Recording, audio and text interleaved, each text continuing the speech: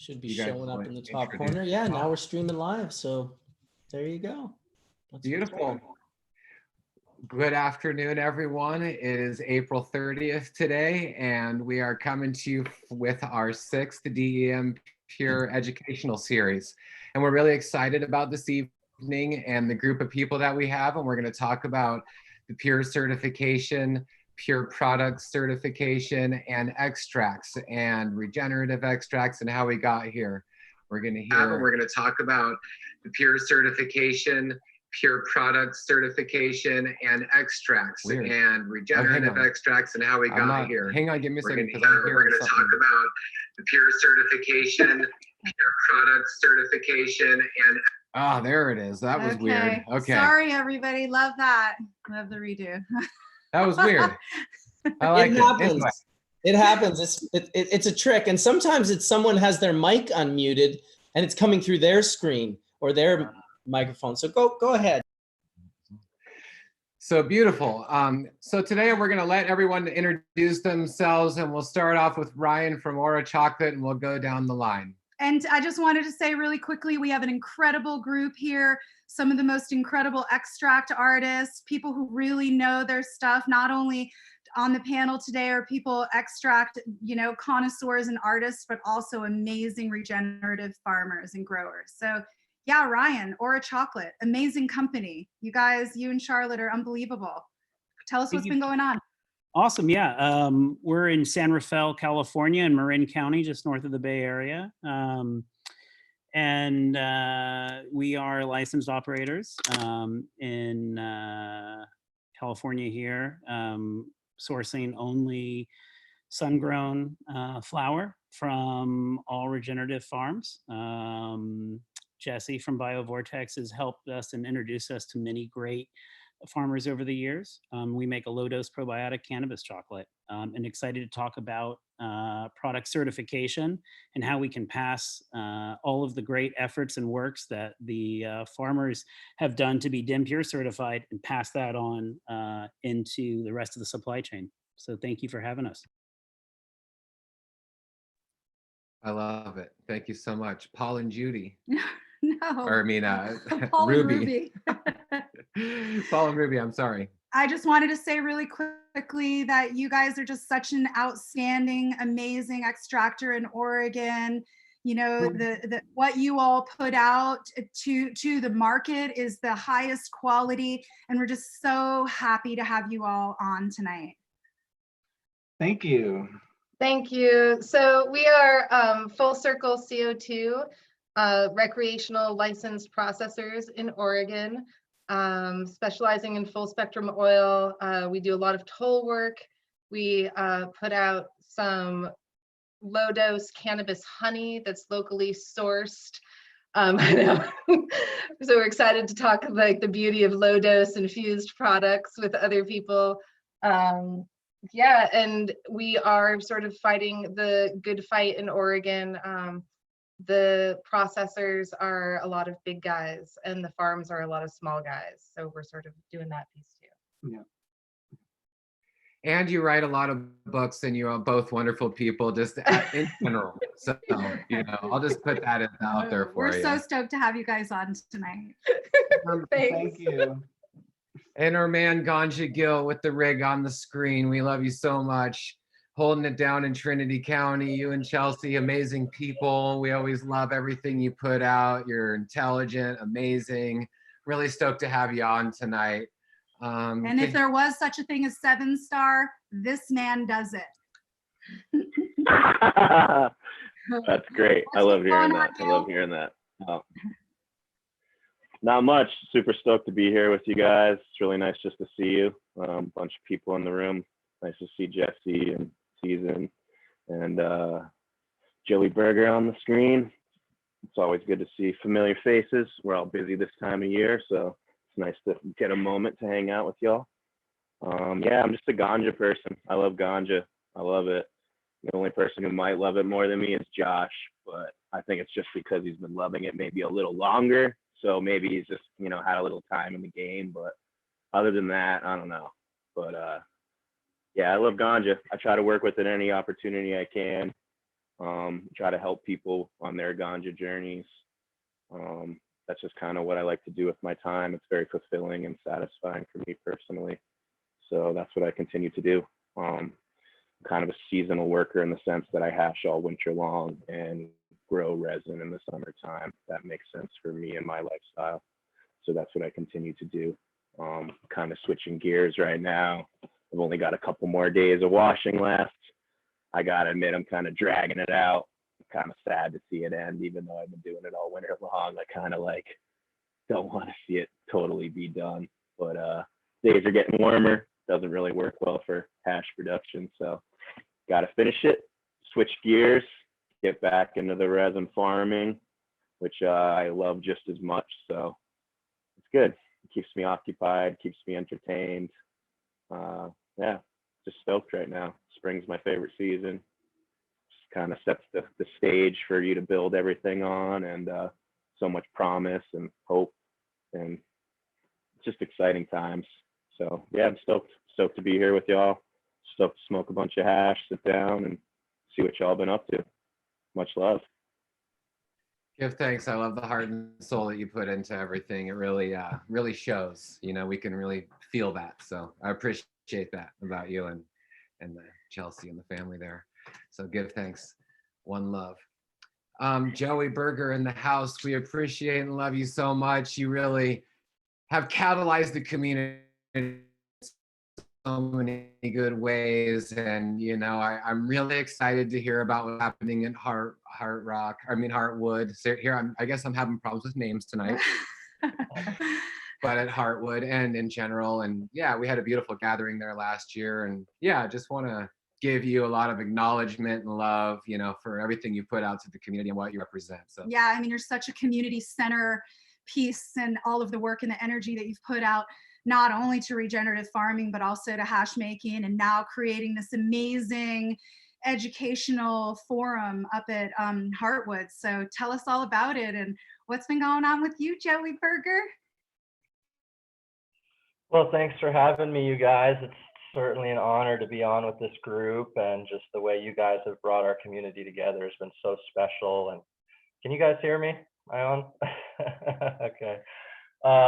Yeah, I'm Joey Berger, the Humboldt local. I grew up here in Southern Humboldt. Longtime cultivator since I was a kid, pretty much, and certainly a connoisseur of concentrates. Judged for the Emerald Cup and a lot of other hash competitions around. The last couple of years I cultivated, I was partnered up with Regenerative Extraction. Shout out to Todd, an amazing solventless extractor who really got me. There it is. Jesse's got some of it right there. Really got me opened up to the life that was growing for hash. Before, we were just growing for bulk flower, trying to make those pounds, and growing for hash was a whole other ball game. Not just in the inputs we use, but everything, the techniques, how you handle the plants. There's so much to it. I also spent a lot of years selling extraction equipment through Trimscene Solutions. I supplied solventless and volatile equipment to the majority of the Emerald Triangle for 10 years. So I've seen a lot of these techniques. I've seen, what they've done for our community, and sometimes to our community. And yeah, I'm just really excited for what the future holds, really excited for this regenerative movement, all the people involved, and yeah, excited to be talking today about my new project I'm working on up here at Heartwood Mountain Sanctuary. So we'll get into that a little later. But yeah, thanks for having me. Love all you guys. huge acknowledgement to your mother and father and your whole family. And yeah, thank you so much. Thank you so much. Season, amazing woman. Thanks for coming on again today. The work that you put in the community, I cannot say enough about it. You're just this incredible, bright, shining light. You're doing amazing things. What's been going on with you this week? This week has been, well, it was my birthday yesterday, and I was running around a lot, just dealing with my family and trying to coordinate a birthday thing. Nothing exciting on the farm, really. I kind of took a break and just had some me time. But today I really wanted to talk about my alignment with a great solventless company and what they do how many farms they work, DEM Pure farms they work with, and where you can find their products. And, you know, how it was that we found each other and really was able to develop a really strong business sense with them. So I'm excited to speak about that and list some places where you can find some good products that you can consume with confidence. So thanks for having me again. I can't believe it's my third time on. I'm going to take a break after this one and let somebody else talk. But again, thank you so much. I love you all. Well, it's super important that you're on today. You know, the history that you have with hash. I'd love to just hear a couple minutes about that. There's a reason why you're here today. And, you know, your history goes back a long way, and your love for hash and extractions. Tell us a little bit about it. I grew up in San Diego, and San Diego has a big cannabis community there as well. And my dad, he was a painter. He knew a lot about screens. He had a lot of buckets, and he taught me as a young, like 16, 17 years old, how to spin. And when I came to Humboldt, I really grew.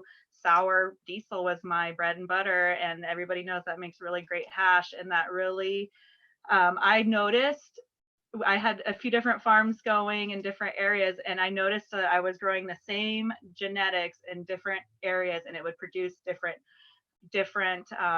puddings, different pulls. And so that really got me interested in, like, wow, how interesting, me personally, using the same farming techniques just from different areas could produce such a different product. And so that really got me looking closely. You know, I work with an OG. He's 67 years old. He has a lot of experience producing large amounts of bubble. I mean, he manufactured this hilarious machine, and he can spin 6 kilos at a time. And I've been watching him do that for quite a while, and that's pretty impressive to a lot of people. Not that his product is, you know, great, but just to learn from somebody who had the old ways and to watch it develop has been really fun for me. You know, I was introduced to the Sasquatch rosin press when it first came out, and experimented with that, and that was a lot of fun, just seeing how that reacted, and that really got me. I spent some time with Todd as well, and you know, he taught me a lot, so that was fun for me. Beautiful. Glad beautiful. to be here. I like it. I like it. I love that story. And Jesse, again, from Biovortex and the Regenerative Cannabis Farm Award, you have let's say a lifelong love for herb and the alternative community, and, you know, everything that you've come from, you know, and your family is just really beautiful. We appreciate them. You have a love for hash, and you've done a lot of work with growing and making hash, and I'm just excited to have your perspective this evening on, you know, maybe why you love regenerative farming and hash so much, and anything else you would like to say. But please introduce yourself to anyone who doesn't already know. Hey, yeah, I'm Jesse. I do Biovortex, which is a conceptual art piece to influence the cannabis industry for a more regenerative future, thinking about the planet and community. Yeah, I love cannabis. I love hash. What's really been amazing about hash, working with genetics and breeding, is looking at the differences of qualities of hash. And, you know, what was really great to see is that the best hash makers immediately saw a difference in soil grown, living soil, regenerative style cannabis. The trichomes that were produced from really true living soil, you know, just were something completely different than what they were seeing from salt grown indoor. And when you grow in a way where it's actually very clean too, so a lot of the regenerative practices are making sure everything's mulched. There's no dust. There's, you know, there's plants everywhere. There's pollinators. It's a very, like, alive and beautiful system, and there's not exposed soil, and there's not dust blowing around. That dust goes onto your trichomes, and that's, you know, the contaminant that you do not want to have to deal with.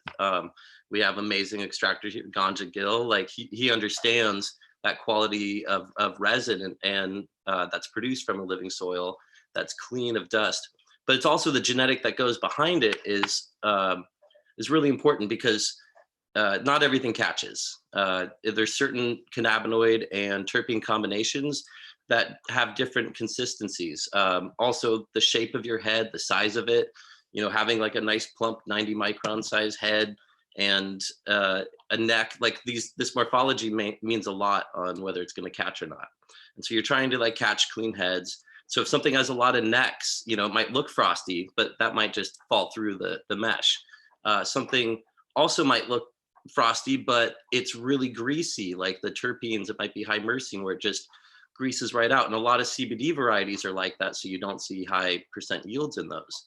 So very specific terpenes and cannabinoid seem to go with the trichomes that we're catching. So we could look at specific morphologies, and by doing that, you get to increase the % yield. Let's say you're getting a 2% yield on something. It's like, okay, that's all right, that's working out. But this variety is getting a 3.5% yield. That's working out a lot better. Well, this variety's got 6%. You start working down that line where it's showing 6%, and all of a sudden you get 7, 8%. That farmer just grew 3 times as much in that same location. And that's really important, like the efficiency of square footage and your % yield. That's less resources, that's more gain.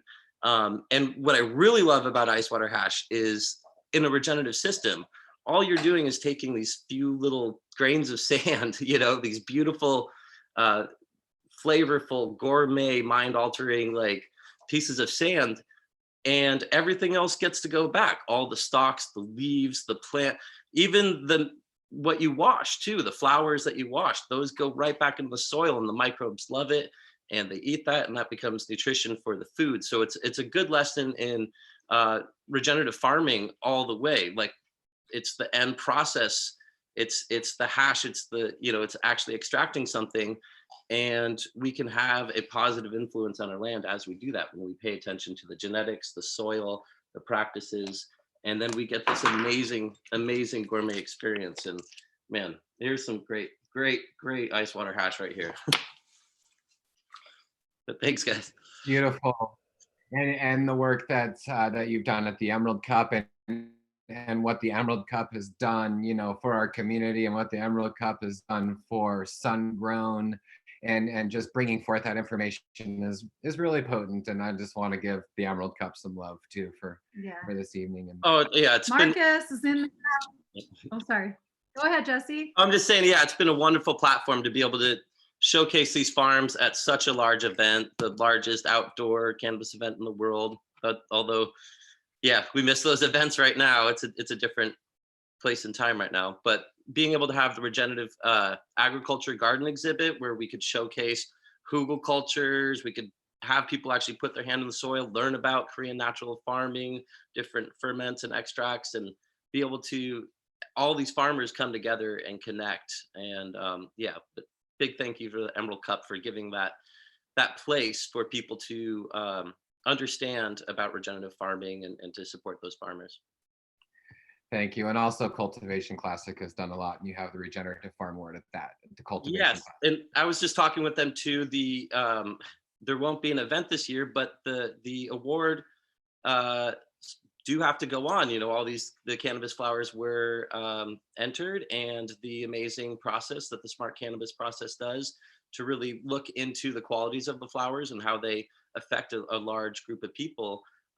That work has been done, and so it's going to be announced at the same date, and hopefully some other educational opportunities. So make sure to look into the Cultivation Classic and find out about this year's winners. Thank you so much. And everyone knows Marcus, BC Bubble Man. Thank you so much, Marcus, for holding this space for us. I mean, we could say, that in so many ways, Hash Church and everything that you've done has really, really blossomed, a lot of these extracts and these different things. So I just want to, thank you so much for all the work and dedication you really have for our community.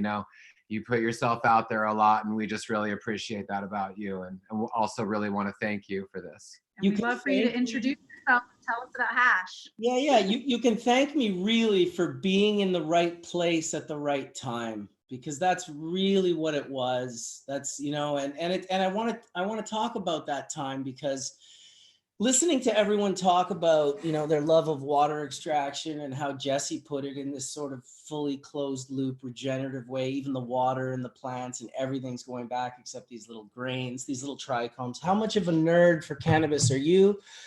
I have trichomes framed on my desk, sitting next to my computer, just to let you know the level that I'm at right now. So, you know, it's, when it happened, the timing that I'm talking about was in 1999.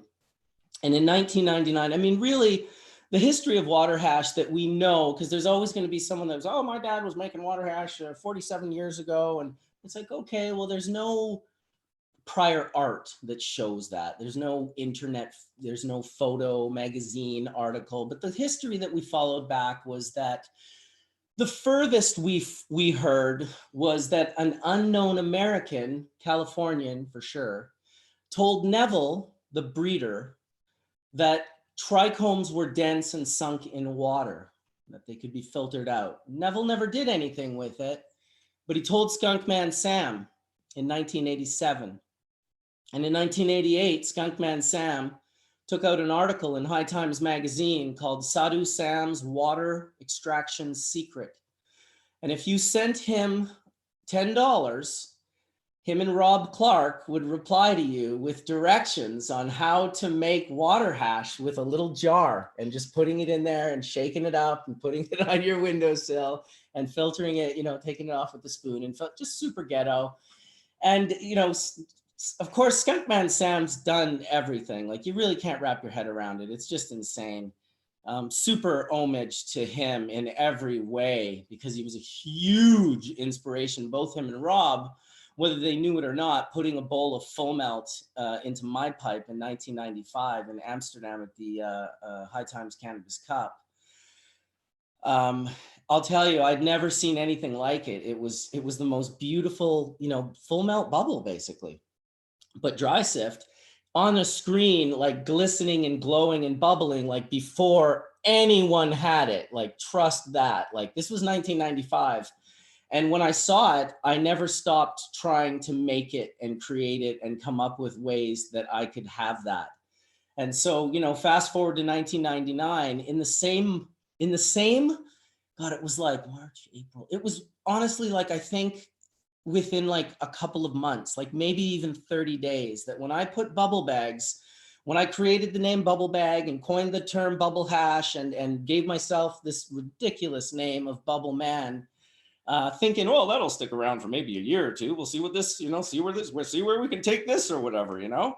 And so it did something completely different. It went a lot deeper, but a month later, fucking Indra releases the butane method on fucking eroid.org under the name Indra, and that shit spread like wildfire. And I think the reason it spread like wildfire, in my opinion, and I'm biased and I'll probably get hammered for this really bad on social media and stuff, but I'm like way beyond caring and I don't identify myself by that shit anymore, so I'm good to go. I just felt like butane led you down this road that you always ran it, and it always kind of came out as like a gold looking nice, like, look at this, it's super nice. Like in the early days, especially, where everyone just thought that shit was all the same. They didn't understand the levels that you could achieve in it. And with water hash, you couldn't do that. Like, people would be like, oh, I tried your bags and it just came out all sandy and shitty. What am I supposed to do? I'm like, well, you know, ditch the salts, grow better weed, get better genetics. It's a whole list of things that you can do. It's a long path. You're probably not going to want to take it. So go buy a bunch of fucking cans of mercaptine filled fucking poison.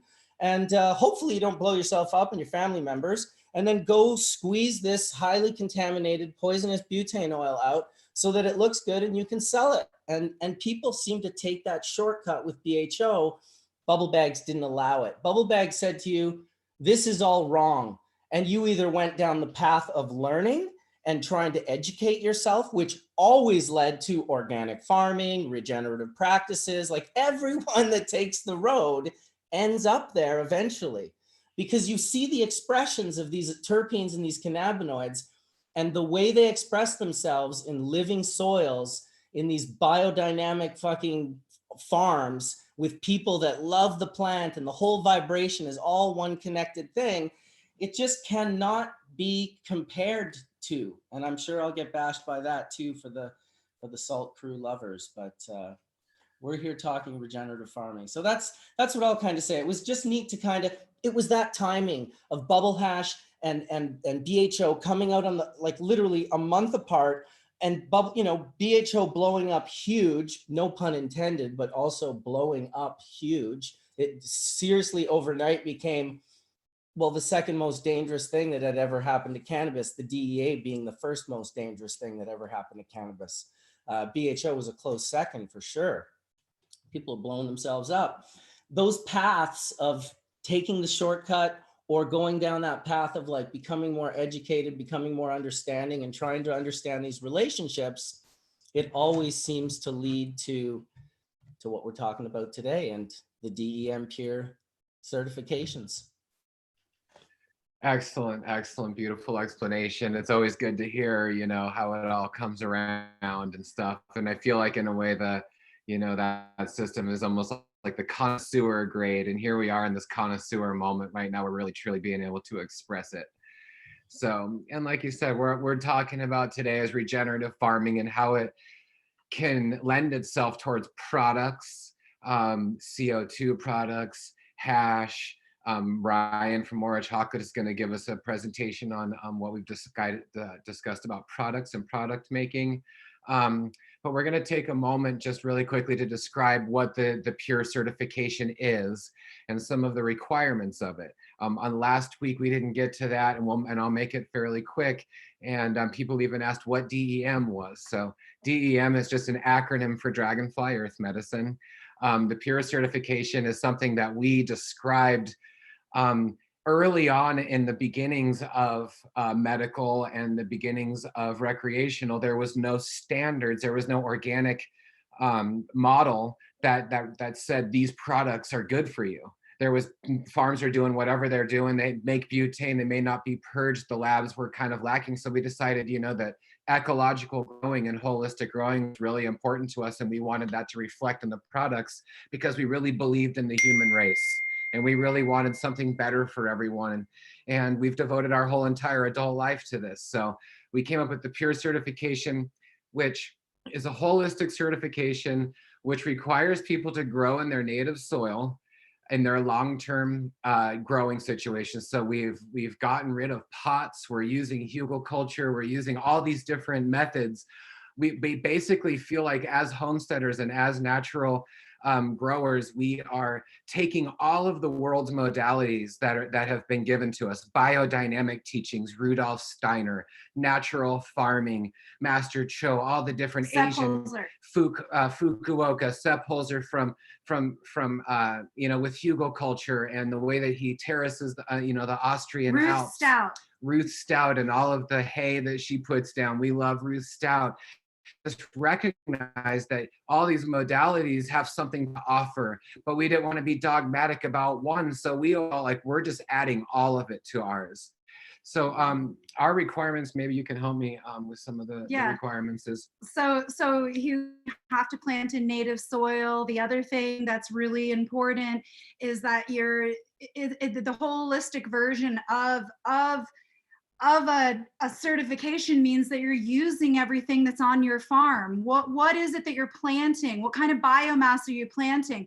What kind of herbs can be used as a foliar spray? Really cutting out the idea of having to grow or having to pick up something from a grow store. And we even are a product company, and here we are always trying to talk people out of buying products, because we really feel that it's incredibly important that when you take your flower to market, that you know everything that went into it. You know exactly where all of those nutrients came from because you were growing it on your own property. So this is part of the 6 closed loops. So you have to have 6 working closed loops. And that means sun-grown is one, growing out of native soil, producing all of your own nutrients. And creating agroforestry, growing your own food, the list is alternative energy, just whatever you can do to create a stacking function where one function leads into the next. We really wanted to we really wanted to create something that was beyond organics. We didn't want to just have a certification that was, here's a list of products, do they pass the test? What we wanted it to be was an action. So you have to grow food, you have to have pollinator gardens, you have to have flowers which support the environment. The ending products, we want all of the packaging to be eco-friendly. We want people to be able to work together and share their education. And I feel like, and also, here we are talking about final products, and, in the DEM Pure certification, we didn't allow BHO, PHO, and hexane extraction. And the reason why we didn't is because there's not enough patient studies. That is it in a nutshell. We don't know what happens when you ingest these type of toxins into your lungs. Every time I talk to Ethan Russo, or I talk to other doctors who understand about cannabis and the different consumptions of it, we wanted to make a holistic certification that was good for the farmer, that we knew that their products were going to pass, and that it was good for the consumer, that everything that they ingested was going to be 100% healthy. So I think that this is almost— And the most important thing about it is that it's free, and we wanted to make it free because we didn't want it to be a pay-to-play situation. We wanted it to be that you really embodied what you were doing, and what you were doing was good for the end consumer and for the environment. So it's a free certification that's really based in your actions. And it's community minded, it's community run. Like Josh and I just sort of started it, and now there's like 80 farms, 300 collective members. Everybody is being involved. And I know Ryan and Charlotte, you've done amazing work with helping us with the new product certification. So we're coming out with a product certification. We're going to have a field certification. We're going to have a conscious cannabis indoor certification, so that a standard is set of the highest quality cannabis, that not only is it something that growers can follow, those cultivation standards, but also you can have that stamp on your product. It's meaningful, and people know that they can count on it. And everyone can find it on DEMpurefarms.com. And now it's like a perfect time to just roll right over to Ryan. We'll talk about, the new DEM Pure product certification. We've been working really hard as a collective and working together with you to come up with what we feel really embodies the principles that we're putting out. So I'd like to just welcome everyone to take a toke if they want, take some hits, sit back, listen to Ryan from Aura Chocolate and what you and Charlotte have been up to. Awesome. So honored to be amongst these folks, and to be on with the host of Hash Church. That has been inspirational for a long, long time. We started our journey in cannabis professionally maybe back in 1996 up in the Oakland Hills under some lights with a fair amount of salt, and evolved from there. And over time, we found that there was many folks coming to it for health and wellness, and smoking was not necessarily the best option. And ingesting an edible, and particularly a low dose edible, was a great pathway for them to find the healing. And so my partner Charlotte created Aura, which is a low dose probiotic cannabis chocolate. So it's 5 milligrams of THC, 10 billion colony forming units of probiotic, and a 71% cacao dark chocolate. So it's a little piece of chocolate. We use all organic ingredients because, again, we want this to be approachable to as many people. Hey, Jesse, representing. There you go. When we went out and we're trying to source the best possible ingredients, obviously fair trade, organic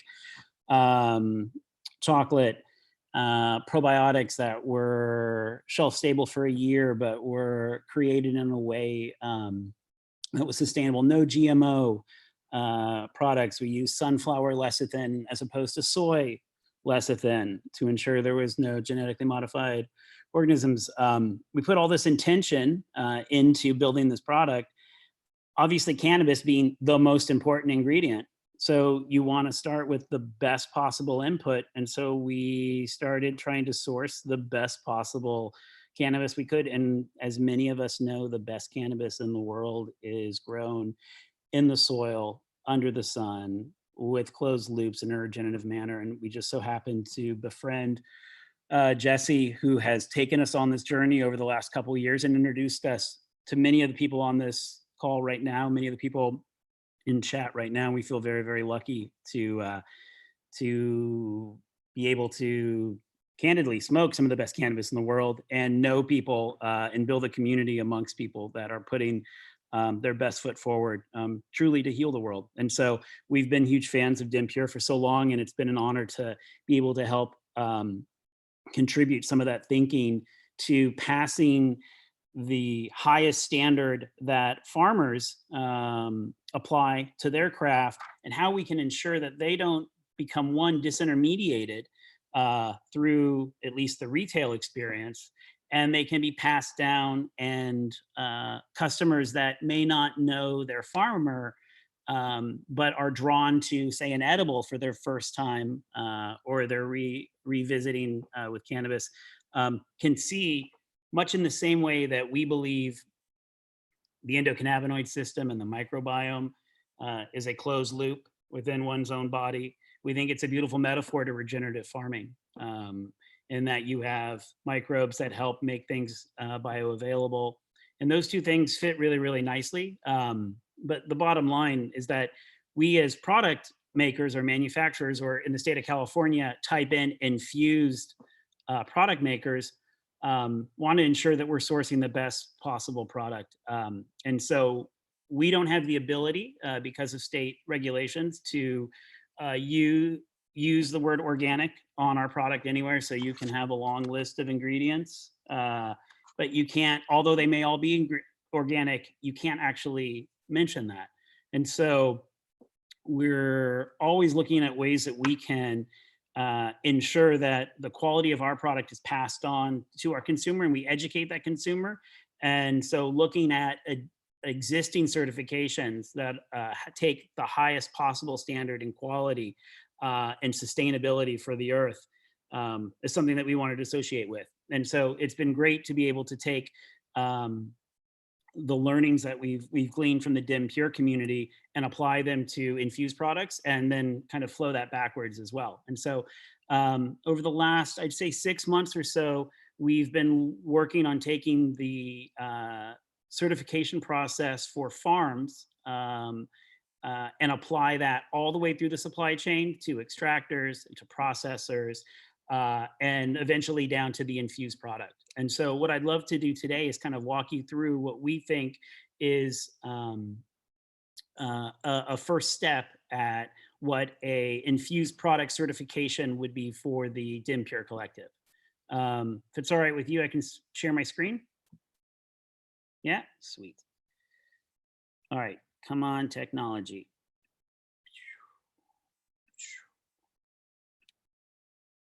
Is that working for you guys? Give me a thumbs up. Yeah, awesome. Looks great. Thank you. So infused products is basically anything that takes cannabinoids, terpenes, and infuses it. And so there's a process of processing the flower and extracting the flower, and eventually you'll want to put it into a topical or a tincture or an edible. And in doing so, we wanted to kind of ensure that all of these other ingredients that we're now kind of contributing and adding to this final product that a patient or consumer is going to ingest is going to maintain the same intentionality and quality that the farmer had put into their final yield. So in a perfect world, the least amount of processing, usually the better. Like nature doesn't need much help, right? But there are, of course, edge cases where sometimes a little processing can help. Or in the case of my partner, Charlotte, she created an edible because she couldn't smoke. She had her tonsils removed and smoking was just not an option. And so ingesting an edible was a great way for her to reap the benefits and stimulate her endocannabinoid system. And so she went out and created an infused chocolate. So there is some processing involved, so you must remove the cannabinoids. And I think we've kind of collectively agreed that the closest to nature is the best. And so as a whole, we've made a decision not to allow any, as we look to divest from hydrocarbons, we're not allowing any BHO extractions for infused products. So CO2 is a great option. Clean alcohol, steam distillation, and of course, cold water hash, all great options for extracting and concentrating cannabinoids. We want to ensure, obviously, no cross-contamination of any non-DEM Pure certified product. Keep your streams clean. And then we have a list of the same sort of cleaning materials and additional kind of either compostable or biodegradable accoutrements that one might need in the creation of one products to kind of minimize our overall footprint. We can get into employment and community requirements later, but probably the big one here is if you're creating a infused product, we want to ensure that all of the ingredients that are in that infused product are either certified organic. They're not, there's no GMO, they're not irradiated, they don't come from nasty places. We certainly don't want nanotechnology in there. We'd like them to also be certified fair trade. And that gets down to stuff like, chocolate and sugar. In a perfect world, you're sourcing materials for your infused product from the actual DEM Pure certified farms. Many of our farms in the collective are really interested in food security. And so they're practicing a lot of diversification on their and polyculture on their land. So, we're interested in sourcing lavender from Alpenglow as an example, as an additive, as ways to just kind of minimize as much as possible our impact on the earth and to accentuate and propel farmers to make a sustainable way at it. And so cannabis is one crop, but you may have other crops on your land, and infused products can benefit from that. In some cases, one might be wild foraging ingredients that and maybe certification is difficult in that process. One hopes that comes from a DEM Pure certified farm. But in the rare cases where you may be wild foraging products, there is one final required test that may help satisfy that need. So that gets us to any infused product and above and beyond kind of heavy metal testing and all of the regulatory requirements that your locality may require. We're also requesting a glyphosate test for fungicides. So that is definitely the highest standard. And I think for those that understand the perils of glyphosate and sadly its abundance on this planet, this is really why this is what we kind of, I hate to say, get most excited about, because it's effectively setting the highest possible standard for true health and wellness. And then lastly, if your product does include any water, now again, this is infused product. So if you are making a topical or an oil or a cream or a coffee that requires a certain amount of water, we just ask that water be filtered as well. And there's an ANSI 401 standard, which kind of ensures that the filter is removing 13 plus known contaminants. Sorry to get way into the weeds there, and hopefully didn't throw off anyone's buzz, but wanted to definitely just kind of lay it out there that we've been doing a lot of thinking on how we can ensure that all of the intention and quality that the farmers put in growing with 6 closed loops can be extended to the supply chain, knowing that many customers, and sadly we're in a capitalist environment, for better or for worse, it's how we have to operate, it's how we're going to make it in this environment.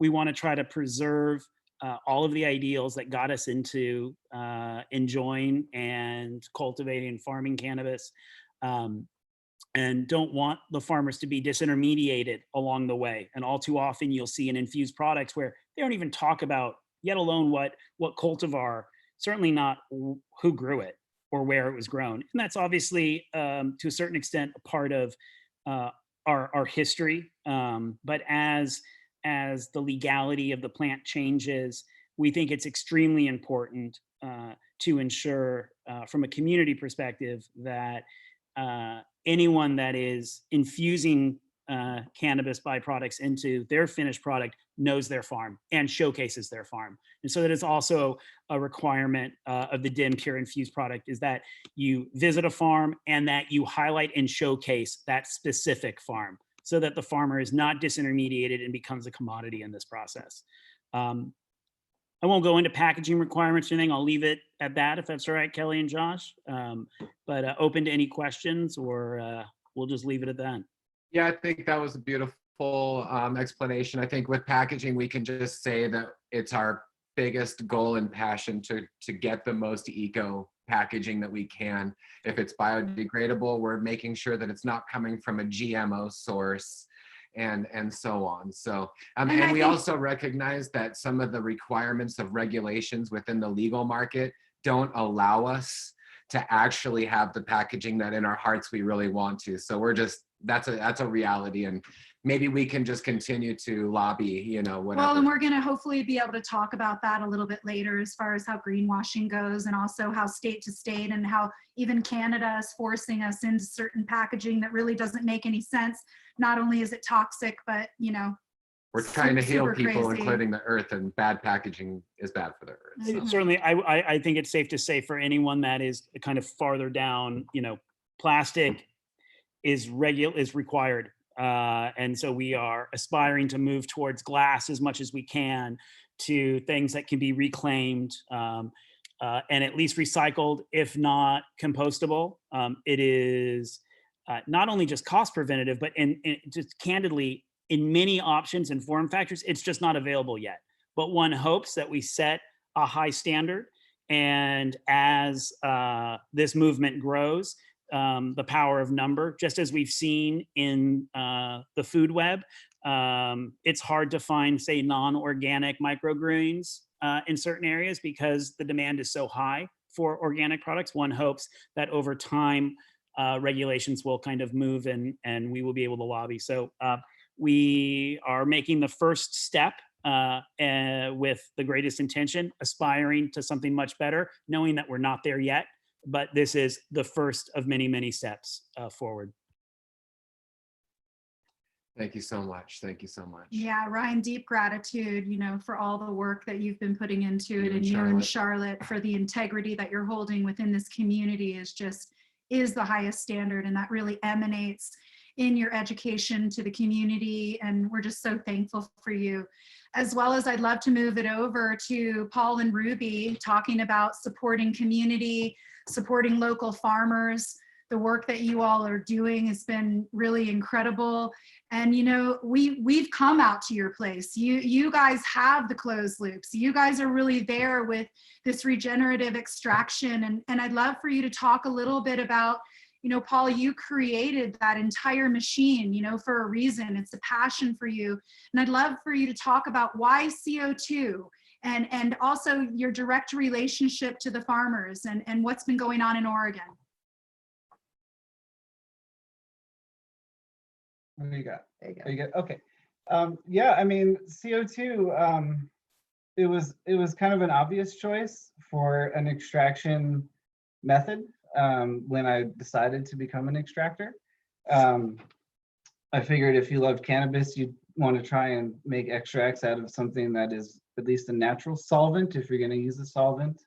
You know, that just seemed to make the most sense. Plus the safety issue, you know, we want to make sure that we're putting out the cleanest products that we can. So it was the harder route to take, you know. The easier route could have been butane, you know, not really worrying about safety and health and wellness and those kinds of things, but it's well worth it. Well worth it, of course. I think too, you know, we're listening to the story of the early days. Can you hear us? Yeah, you can hear us. Okay. So we're listening to those stories of those early days of butane and how it was sort of readily accessible really quickly to so many people. CO2 also had that big learning curve. And I think it's still in that place because we haven't had as much time. I think that there's a lot of exciting possibilities that are really similar to things like, you know, water, because it is that really clean solvent. I know with our business, I mean, like, first of all, Ryan, like, you are so right on. Everything, everything that you had to say is like just so incredibly right on. And I think that in our business, you are mirroring a lot of what we're trying to do, which is radicalize closed loop thinking in outside of the farm setting, you know? So we have to really start looking at like every aspect of business. So for us, you know, we say yes and to everything that Ryan has said, and we say we'd like to add to that sustainable transportation. You know, there are dispensaries that we supply that if we were allowed to, we could walk our product to, and we're not allowed to. And we need to start adding, you know, our neighbors. There are neighbors, you can get to them, you know. We talk about reclaiming materials and the buildings and the facilities. In Oregon, a lot of the processing facilities themselves have massive footprints. And ours, of course, you have been to, does not have a massive footprint, but we managed to get it done anyway. And so we really work on reclaiming materials, having our own facility mirror some of the things that we see in the farms. And then really sourcing locally, reusing, all of those things that we can do to sort of stretch the concept of what a closed loop means for processing and manufacturing. So hopefully that speaks to sort of what you were asking about. Yeah, for sure. And I would also love to know, you all have direct relationships with your farmers. I know that you work with several DEM pure farmers, and I just wanted to talk about the importance of the relationship that you have as an extractor, you know, directly to your community and your farmers. Can we shout out to the Snodgrass family and their beautiful farm? Big love to the Snodgrass family. Meredith and Bobby holding it down, amazing flowers that they grow on a beautiful farm. Yeah. We just ran, actually yesterday we ran some of their Hindu Kush, and I mean, beautiful. I mean, we pulled 80 milliliters of terpenes off of 10 pounds. Yeah, truly spectacular extraction that came from their farm. So yeah, we have a long-term relationship with them too. You know, we try to help, you know, them out with their brand on toll processing. We also include them with our brand, you know, that we provide to the stores too. We don't look at our farm relationships as processor farm, you know, one-sided. We operate as a partnership, and that's super important. Business model matters. If you don't want to disenfranchise farms, then business model really matters a lot. So we like toll processing because we are providing a service to farms who are in need of value-added products. And when you toll process, you give them an opportunity to showcase their product the way that they want it to be showcased. But we also have an umbrella group that we work under. We've partnered with Tommy Chong, and we do a profit share with our farms. So we never purchase cannabis to process. We are always on either a profit share that's a fair profit share, not a split, or we are being paid to provide a service. And we feel like that never puts us into competition with our farms, and always allows us to be elevating them, and also allows for the economics to be a lot more fair than a lot of the stratified systems that we see in other legal markets that's emerging. Do you find that you get more terpenes off of regenerative flowers than, say, non-regenerative flowers? Or salts or indoor? What do you see as far as outdoor beautiful soil grown compared to indoor salts? If you're Yeah, using higher terpene values on that, absolutely. Yeah, up to threefold as much. In fact, right before I ran the Snodgrass's material, we ran some beautiful indoor. It's going to be very potent, but that indoor only yielded about 35 milliliters of terpenes. So there's something to be said for what happens under the sun, you know. Right, exactly. Again, as we've already stated, Mother Nature really does best. You know, it's to us to just facilitate that, you know. So one last thing that I thought of was, or we thought of was, what are some other things besides vape pens that CO2 extracts can be used for? Are there edible companies getting in touch with you? Are there beverage companies, or what are some other things that CO2 can do? Oh yeah, super highly infusible.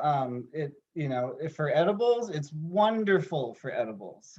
It carries the terpenes very well. We can even leave it, you know, as a whole plant. You know, for edibles, we can use the waxes and lipids too. So we can be as close to the plant as possible when we infuse it. For vapes, you know, it's great. Vapes all day, you know. But topicals. We do have to refine it some. Topicals. Wonderful for topicals. Medicinal topicals. There's amazing infused into medicinal topicals. I can't say that. We make a 6% THC for home, and it is just, it's wonderful. It's wonderful. Awesome. We started out using crude originally, supercritical fractional CO2 extraction with the lipids and paraffins, perfect for chocolate. Encases the cannabinoids, shelf stable, can go through the tempering process without a degradation, like CO2, nicely. Spectacular. We, you know, like there are a lot of interesting things you can do with CO2 for sure. And you can dial that in, you know, you want some terpenes, you don't want others, you want complete whole plant, you have that optionality in a gentle way. Yeah. And you know, if you get a beautiful flower and a nicely processed oil, then you can actually do really beautiful flavor pairings so that you're not, especially for edibles producers, you're not competing against that strong cannabis, because CO2 gives you like a really fresh, full range of all of the notes. So you can, you know, like what we do with our infused honey, we find the strain that elevates the honey flavor, and it's really special. That's excellent. And I guess just really quickly, why did you choose CO2 over butane? Or maybe, you know, as a consumer, you know, you're consuming CO2, you're consuming flour, other healthy edibles. Or propane, I guess. Well, why wouldn't you choose another solvent? I worked in environmental cleanup and contamination and remediation as a professional, like, geologist. Can you come closer to the mic? Yeah, I worked in environmental contamination and environmental cleanup for 10 years as a geologist, and am a working environmental advocate.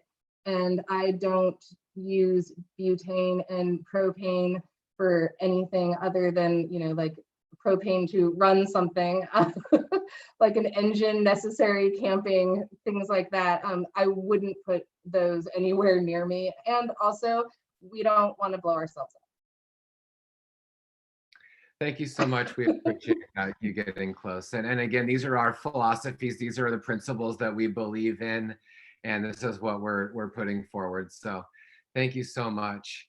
And I think we're gonna move over towards season now. Season, you know, we were just talking with Paul and Ruby about direct farmer relations, you know, from the processor to the farmer. And now we wanted you to talk a little bit about the importance of a direct relationship that you've had with other processors. So tell us a little bit about that and why it's so important and how that spreads into the community in a really positive way, and then that getting to the consumer. Well, this particular company that I've had a lot of success with, they contacted me because they were searching out regenerative farmers. I got basically like a cold call from them. And normally when I get a cold call, I don't stay on the phone for an hour, and these guys were really passionate and I felt like they had the message. And at the time I was looking for some DEM Pure farmers to fill a booth that I was having as an educational booth. And I couldn't find enough DEM Pure farmers to get in there and in the timeline. And I got Moongazer, who was awesome. And this company I found had already worked with several DEM Pure farms, and they had several test results, and they had found different test results from the dry farmers. They had really kind of quantified these results and were educated about them. And I said, I was so happy to support this new company, these young guys, and who were really passionate, and they filled my booth and really were able to engage with the community. And this was a booth not at a cannabis event, it was more like a festival. And so it was really interesting to be in a setting to be able to reach a totally different demographic who weren't necessarily interested in choosing for ethics, and they didn't really at that point, didn't really care until we engaged with them, and then they were able to see the difference. And I felt like, wow, how advanced for this new company to have such a focused business model. And it's really has set them apart. And, they work with 7 DEM Pure farms in the area, which is a lot, and several other farms that are either in application process or, dry farms, who are very close to our ethics. They use Santa packaging. So, for me, I was really one of the very first products that hit the shelf had my logo, and I had to call and check with Josh and Kelly to make sure that we could put the Dragonfly Earth Medicine stamp on it, because at the time, we don't have a product certification, and they had worked with Swami. They had reputable alignments already, and I was just really proud that my one of the first products to hit the shelf had that stamp that showed that I was able to align with a company that valued us, who promoted our values, who already appreciates and had sought out the farmers in the group.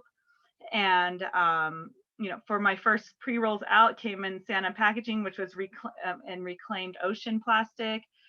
For me, it was a little bit daunting, as a young company. Like, I hope I don't it was daunting for me to, like, who can I align with, and for them to seek me out and just rep so hard for me. I've just been so honored to work with them, and super stoked to see them be so successful. They're in 77 different dispensaries across California. They told me they just got into Barbary Coast and Harborside. I was like, way to go, guys. I mean, this is a small company. And honestly, at that festival, let's big up this company. Who is it, Season? What's the name of the company? Hella Dank. Their name is Hella Dank. Hella Dank. And they are just really just sweet. They have they're so humble, and they're just stoked. They don't I don't know. A lot of people, I wouldn't feel so confident to just honestly, I had them in my booth. I had only had a conversation on the phone with them. And once they got to my place, I was like, oh gosh, maybe I should have, the pressure was on, and they did a really great job. And it's been a great relationship ever since. And, and I'm really proud to know that so many other farms have taken them in too. And so that lets me know I made a good decision, and then it's comforting being in a circle like this, because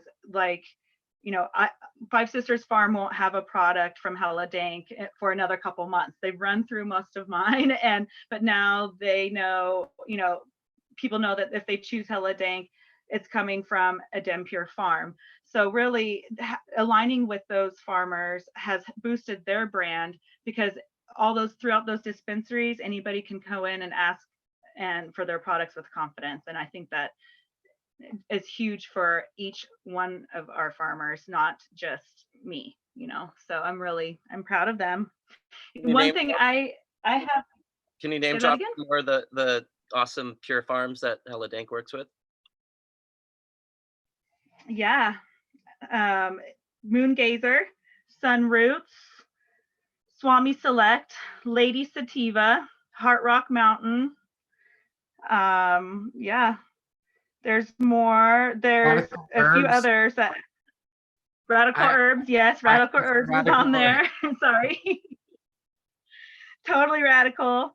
So I mean, those are some of the best, I gotta say, and so they were really smart to launch themselves pursuing those farmers, because it really allowed them to have a great product. They were able to make a 6-star out of one of mine, and that's pretty groovy if you ask me. I'm proud of them. So yeah, earlier when Marcus was talking about the hash market and how young or old it is, I happen to have a first copy of High Times, and it has the market quotes of 1974 of how much hash was going for then, and it was like $400 a pound, which I thought was interesting, and you really couldn't find it. It looks like you couldn't find it in the States hardly. Most of those listings were in Europe. So that was a fun fact. Market has changed a lot. Yeah, for sure. And I just wanted Marcus to was gonna say something. Oh, Were you gonna say something about that, Marcus, by any chance? Just curious. No, Oh, I yeah. just accidentally unmuted my button for a second and then muted it again. But you're sharp, Josh. what I wanted to say was that you all can see the excitement that Season is emanating in working with an extractor or a product company that really aligns with what she feels is important. This in and of itself is a closed loop. I believe this is sacred commerce. This is how we bring up our community. This is how we continue to be able to have the cannabis community involved in the current cannabis industry. If the cannabis culture is not involved in the cannabis industry, then we've lost the potency of what cannabis really has to offer. And Season, I just love it because you're going on about how you got together, you were educating each other, you were educating the community with what it meant and what it was that they were doing. So it shows like an education all the way through the whole process, from the farmer all the way to the finished product. And I actually think this is incredibly important. And I do believe that if consumers are given this education in the market, that they will choose a regenerative product, because they know not only is it healthy, is it closed loop, is it sacred commerce, but it's also supporting the cannabis culture. So thank you so much, Season, for talking about that, because I think that it's incredibly important. And also, Paul and Ruby, what you all talked about as a producer, being able to work with farmers that have a really exciting, flower that's coming in. And when the Snodgrasses bring you something, you guys are just like, yeah, I can't wait to see what it is. It's so exciting, because that they carry the same values as you all do. And I can't really discuss that more and the importance of it. And now we want to move over to Ganja Gill, because Gill, you are a farmer. You're closing the loop completely. You're a regenerative farmer as well as a regenerative hash maker. You're doing all of the steps. Talk to us about that and why it's so important in the finished product. And what is single source hash, what you're doing, and also, if you wouldn't mind, I'd love to hear just about some of the strains that you're growing this year, and maybe which ones you really liked from last year. Okay. Yeah, I'll start with the strains, I guess, because that's the easiest thing. But I'm growing some cake crasher, some wedding cake, some ice cream cake, some orangeade, something else back there, some do-si-dos. And I got a bunch of seeds that I'm cracking that I'm real stoked on. that. I got some from Jesse from Biovortex.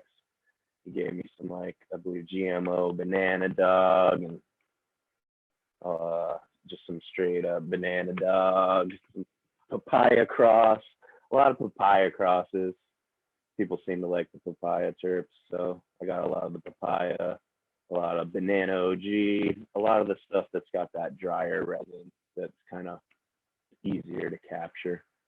I got some exotic genetics going as well. Some strawberry stuff, you know, all the fruity terps. I feel like I try to do a healthy balance of gas and fruit, but it seems like people are really kind of sprung on the fruit in my area. That's what people are really into. So, And how well is the funk representing?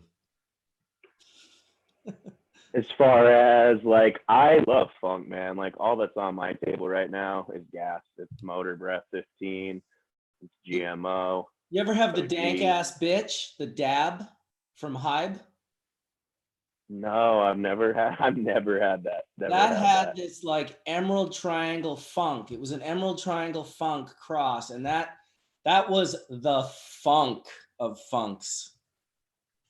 That was probably before my time, and you know, I don't know about that one. I believe you. You know, I love funky terps. I love gross stuff. You know, cheesy, kind of gross, putrid, rotten stuff. That's kind of like what I'm personally into. So I always try to do a little bit of both for sure. But yeah, I just wanted to, like, I guess, go into how regenerative farming really allows the resin to really kind of be showcased, and how it can really, you know, benefit the regenerative community. I like to see how Hella Dank's teaming up with everybody. I think that's really cool. Definitely, that's when I feel like appellation and terroir and even years really come into play. Like, it's kind of, I don't really like when people compare wine to cannabis, but you know, it's just like how certain years could be a certain thing. Resin's the same way. I grown GMO the last 3 seasons in the same beds, same schedule, and I actually have fresh frozen from all those years, and I just washed them in the last few days going back, and they're different. You know, they're all great, but they're different. You can taste sweetness in one's a little more funky. Yields are even slightly different. And it just really only happens when you're growing cannabis and outside. That's why I choose to only grow cannabis outside now. Growing inside, I've got some friends doing some really cool stuff back east. Shout out Livity. They're doing some really cool stuff, building soils inside. Much respect to that. He can definitely do some great things. Big up Steve Cantwell at Green Life Productions. He's doing amazing things, building soils inside.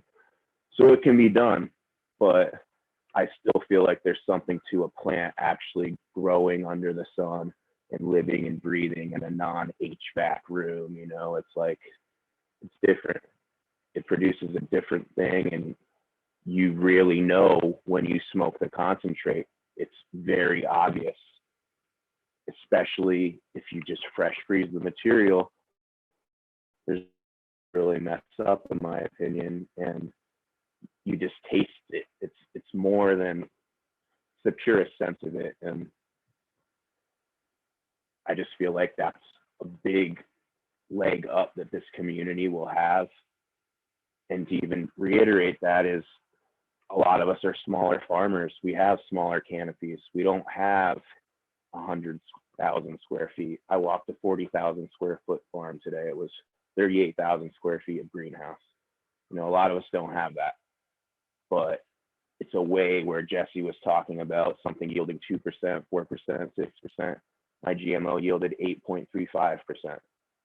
That can take a really small farmer into quadrupling potentially their yield. That's huge, you know, for a small farmer. That's the difference between maybe making it in this industry and not, sadly, you know, because it's going to be hard for the small farm. But I think hash making could save us. I really believe it.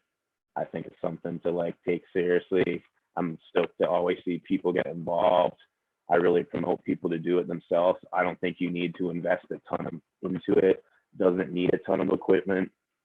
If you're in California, type 6 is way easier to get than a type 7. It's actually obtainable.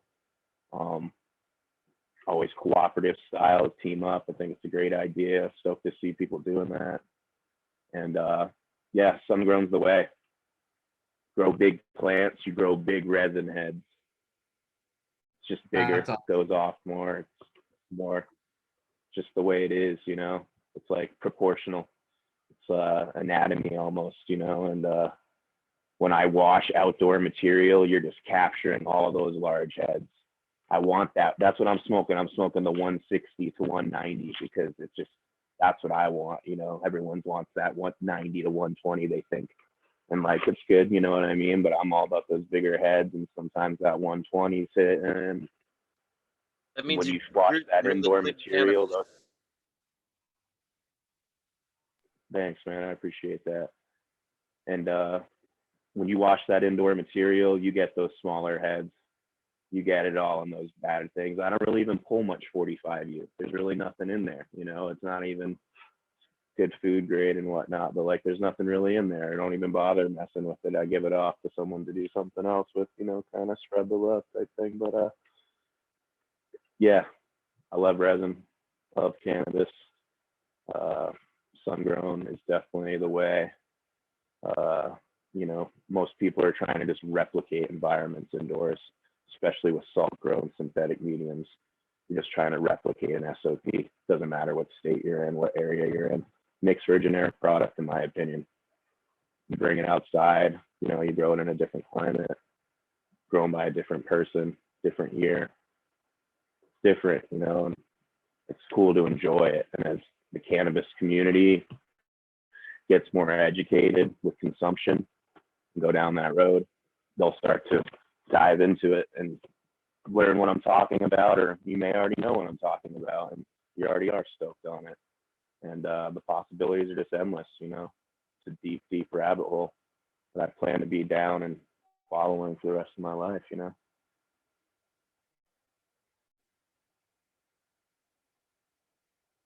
Yeah, that's really beautiful. And I think that it sums up, you know, who you are. You're really definitely talking about, you know, you're not just a cannabis farmer. It's who you are, Gil. When you're sitting with you, when we're talking about your hash, what it is that you do, it's your entire life, you know. And I feel like anybody here, I always make a joke that, you know, with Josh and I, even if the conversation starts out in California pageantry, somehow we end up talking about cannabis. You know, it could start anywhere. We're talking about highways in Alaska and we end up in cannabis, you know, and just sitting down with you and hearing, you know, the process that it goes through and the love that it goes through. And I did have a question. You know, you're always trying to better your hash. You're always trying to do it better. And even in the years that I've known you, I've seen it get better. Like, wow, really beautiful. Some of the best hash in the world that this man is making. Is there something that maybe you did within your farming or your regenerative practices that really like upped that? Did you notice like that connection of farming and cultivation to the resin heads? Again, I feel like really just like closing the loop as far as possible through composting really kind of changed the game for me. I got real interested in thermophilic composting and just worm bins, worm compost, and then essentially, you know, cannabis composting. The reality of it is if you want to think about, you know, let's say something yields 5%, that to me means I'm putting 95% of the material back into my compost and essentially back into my soil, which I just feel like is doing something, you know. Like, I don't know exactly what it's doing, you know. I'm not super interested in the microscope work as I maybe should be, but I just feel like that's just putting it right back into it, just making it more fungally dominant over the years by having more wood chips. You know, I know Jesse kind of showed me that more wood, the better, you know, obviously within reason. I was really stoked on Steve Cantwell's little rock trick. He likes to throw rocks in his bed, big flat rocks. I think that's a good move too. I kind of like that. But really just focusing on building the soil. That's what it really came down to, is like not really stressing the plant so much, but just really building the soil and just focusing on that, giving right back to the piles, putting it back out there, and kind of trying to work more with native soil. You know, I kind of, like a lot of people in the Emerald Triangle, I don't know, I kind of did things every which way, you know, and I've done things definitely the wrong ways over the years, but learned from them. And, you know, I started with like recycling used potting soil, like a lot of people, unfortunately. And it's stuff's dead. It's really hard to bring life back into it. It takes years and years and years, in my opinion. Whereas, you know, if you actually start with a real native soil and really build off that, you're so much more ahead of the game. You know, I like wish I knew that. People were so scared to like bring, you know, woods material and outdoor stuff into their sterile ganja farms, because a lot of us started on the inside and then we came outside and would never dream of like, you know, mixing with the woods and putting it into your stuff. It just seemed crazy, you know, but kind of let go of all those fears and just like free yourself of it. And then you kind of just start working with the materials, and it's like a real creative process. It's fun. I tell people it's intuitive. I don't know what I'm talking about. I really don't. Like, I don't want to sound like I'm authority on anything. I'm just out there having fun, you know, seeing what kind of works and what doesn't. And that definitely just, I feel like that into itself really just made me focus in and dive into it more, to where I was really paying attention. And then by actually capturing the resin, it's just another way to look at it even closer, like literally through a magnifying glass, and see and analyze what you're doing even more closely. Exactly. And I always love taking a big drink out of the water as it's being washed. And I feel really good about being like a carbon farmer, or, you know, a wood chip farmer, all that stuff. And I have in my terp water, and then I'm feeling it sinking, it sinks into the fuses into the soil. And I'm just like, again, I don't know everything either. I just know what's in my heart. And I think experience stands for itself too, you know, so over the years you see it getting better. So, you know, I wanted to roll that same exact question over to you, Joey. Like, you're also somebody who's been years of cultivating plants and you've been always getting better, you know, at your resin and what it is that you've done, you know, in concentrates. What kind of things have you done in cultivation practices that have really upped your hash game or your concentrate game? or community? Yeah, well, you know, certainly closing those loops like you talked about. You know, making your own fertilizers, building those soils. I mean, those are all key things. And we talk about terroir. We talk about really tasting a product and where it came from. And you can taste a lot of products. You're like, oh, this came from the grocery store. I know exactly where this came from. I know exactly what it tastes like. But when I smoke Gil's stuff, I know it tastes like Ganja Gil's yard. I know it tastes like his tastes like Trinity County to me. When I smoke some Biovortex, I know it tastes like Jesse's heart and soul. When I just know farmers are capable of so much more. And when we're actually using the native soil and using plants that you grew on your land, you wildcrafted on your land, that makes your product so uniquely you. So I'm on a new piece of land right now. I'm in a new garden for the first time right now. I'm going to give you guys a little history on Heartwood. This is actually a property I grew up on. My parents founded a massage school here in the late 70s and then moved it up here to Humboldt in 81, where I was born in January of 82. So for 30 years, it was a massage school, Healing Arts College. My dad's a body worker, a polarity therapy teacher, and my mom's a midwife and a herbalist. And Heartwood was an early really early in the permaculture scene. They were teaching permaculture here in the 90s. I took a permaculture design course here in 98. They were real pioneers in alternative living and natural building. We have the largest permitted straw bale temple here in California. At the time it was built, it was the largest permitted straw bale building in California. There's a cob house here that was the first cob house built in California. So Heartwood's got a long history of being really fucking groovy. And for the last 15 years, it's changed hands a couple times. It's got some incredible owners right now, the Dorrance family. Shout out to them, Delphina and Bennett, who've been just super supportive of this industry, are a big part of the DEM family. You know, we had an amazing DEM gathering here in December. I started pitching these guys regenerative cannabis about 6 years ago. They were saying, what do we do with Heartwood now? What's the next phase of Heartwood? And you know, 6 years ago was a little early to start teaching this stuff hands-on. It was a no-go, but the time is right now.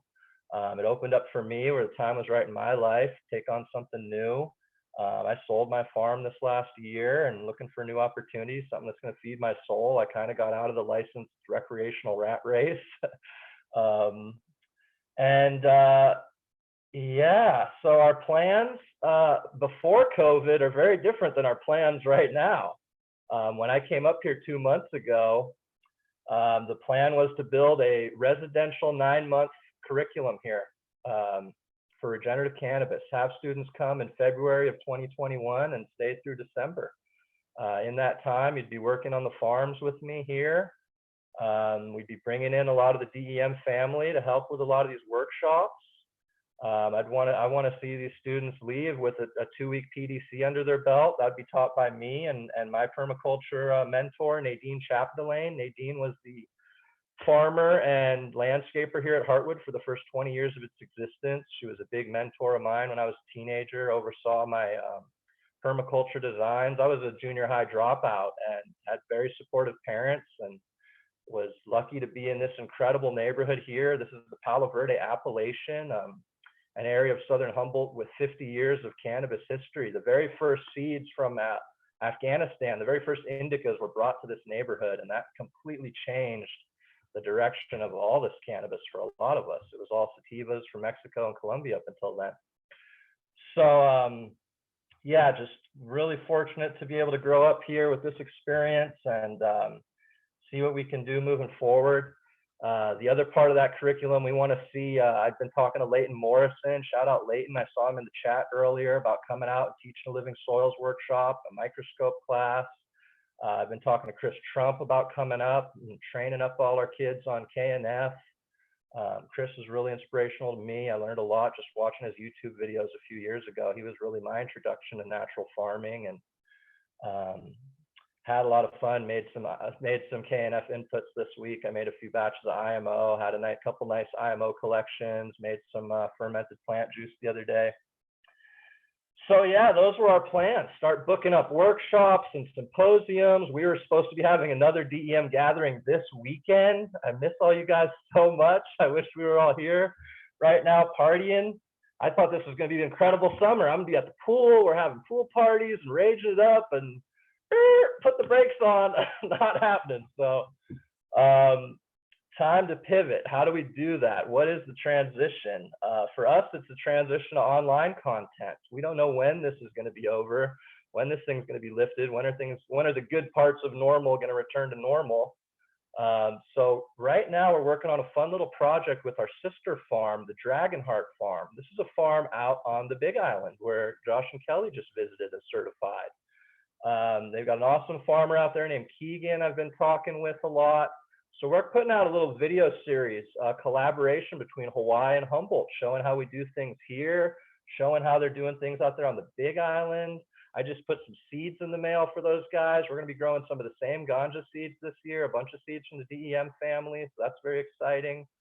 Yeah, so we shot some videos a couple of weeks ago. I shot a video on starting seeds. I shot a video on building compost, and I shot a video on how to make a very simple Jadam style high nitrogen tea out of grass.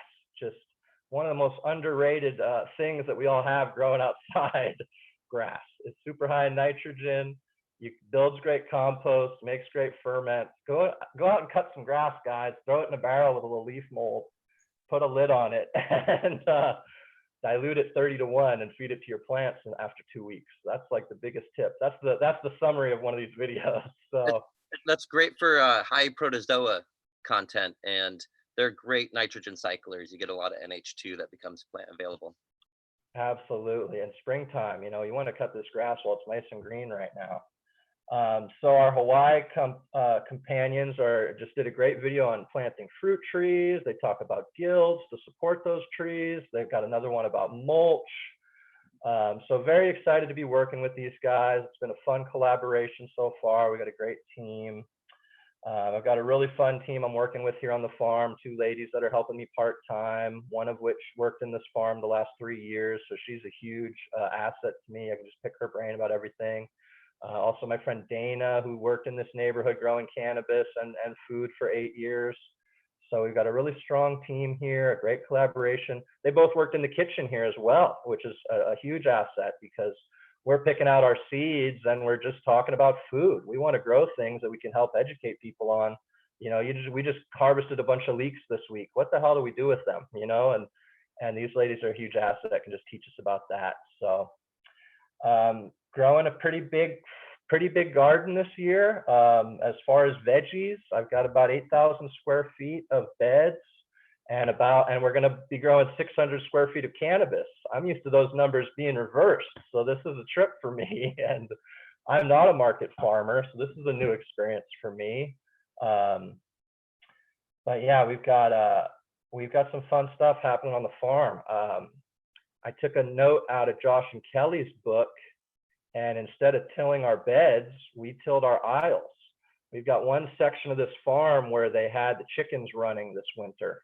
And I got to this farm and I'm looking at it, and there's this one section, it looks weird. The soil's all bare, it looks all flat. I can't see where the beds are. I couldn't figure out what's going on. They clued me in that they'd ran the chickens there. And in the fall, they had mulched with compost and straw, but then the chickens came in and they scratched all the topsoil off right into the aisles. The aisles had wood chips in them. So I start digging around in those aisles and it's just primo soil. It's all composted, it's all broken down. I tilled those bad boys up and just tossed them right on those beds. Now I got another 6 inches of compost and topsoil on there, and it looks amazing. So that was a big free resource. We've got another garden here. In Humboldt, it's a little weird about personal use. You're allowed to grow 200 square feet per parcel as long as you're on a 40-acre parcel or larger for personal use. So we have 3 parcels that are larger than that. We've got 200 acres total. So we're allowed to go 600 square feet for personal use this year. And that'll give us enough medicine to have a little learning garden and do some little online workshops and classes or whatever it's going to be. So one of these gardens I'm developing this year, it's called the Buddha Garden. It's actually a garden right next to this house that I'm living in, which is really nice. I can, stroll out of bed and be in my garden. Back in the day, it was a beautiful herb garden. I remember this garden really popping many years ago.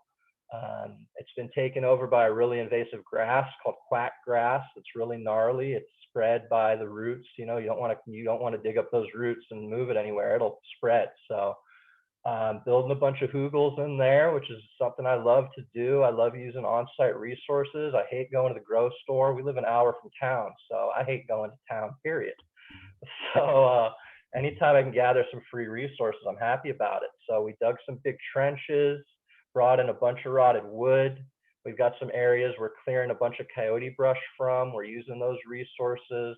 We're constantly clearing our fire ladders here. We're in fire country, so cutting lots of wood out of the woods and using that. We're chipping woods. We're pulling all these weeds out of the old beds in the garden. That's our nitrogen source. Covering back up with the topsoil, with the soil that we dug out of those trenches. We're going into the native soil. And then we're going to just add compost and straw and go in the ground. So that's been really fun. I love building those hugels. And once again, using grass. We're just weed whipping and throwing that grass on those hugels as a nitrogen source. Something that's so underrated. I want to give a big shout out to just your local community right now. One of my biggest resources has been just reaching out to my local community. this started about a month ago as I went online to try to buy some seeds to get this garden popping, and surprise, there were no seeds. Seeds were sold out. Companies were either not selling. Johnny's was only selling to commercial accounts for a while. A lot of companies were just not taking any new orders because they were selling out. They couldn't keep up with the orders. So I put out the word through my Facebook, through our social media. We've got a little local Facebook group up here just saying, hey, these are the things we're looking for. This is what we've got. And we were able to come up on an incredible amount of seeds that have been grown in this neighborhood, saved in this neighborhood. A neighbor gave us, 10 different lettuces and a bunch of different spinaches. We planted those and they came up, boom, immediately. That's been a huge asset. Every time I've needed something lately, I've just reached out to my local group. I was looking for a bunch of depth tarps, old depth tarps. I've got some areas I want to cover, some really weeded out beds. I just want to cover with some black tarps to just smother those weeds before I prep those beds. So, you go to the dump here and those freaking, they're just filled with this depth tarp. There's so much of this plastic depth tarp going into the landfill right now. So I was able to divert 3 30 by 150 pieces from there, from a neighbor of mine. And hopefully we'll be taking good care of those, be able to reuse those for a lot of years. The latest thing that came out of that community, seeking out the community, I'm just looking for a big water tank. I was just looking for a big water tank to dilute and my ferments in. Put out the word. I got a lady down the hill here said, hey, if you come help me roll my 3,000 gallon tank into place, you can have my 1,000 gallon tank. So next week when her tank comes in, 4 of us from the crew here are going to go down there, roll her tank into place and come home with a, $700-800 water tank. So that's my advice while we're all staying at home. Reach out to your community for what you need before you go hit that grow store. We got to start looking into this barter system. We got to get back to small community living, and that's a big way to do it. So I think that's all I got. I think that's all I got for now. I'm going to roll my joint up now and check back in shortly.